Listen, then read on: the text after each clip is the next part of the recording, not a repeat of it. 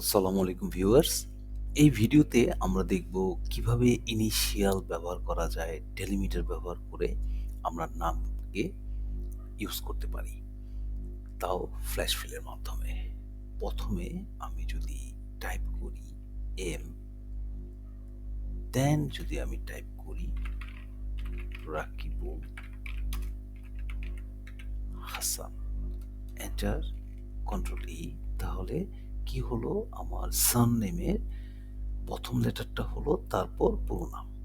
আচ্ছা, তারপর যদি আমি এটা টাইপ করতে চাই R dot space H dot space Milon, then enter, control E, তাহলেও দেখব খুব সুন্দরভাবে আমরা ইনিশিয়াল দিয়ে আমরা সারনেমটা নিয়ে আসতে পারি। এখন যদি আমি চাই যে আমার last name, then comma, then Rakibul Hasan,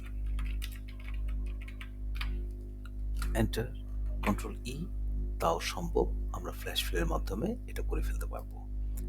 so viewers, ভালো থাকবেন, সুস্থ থাকবেন।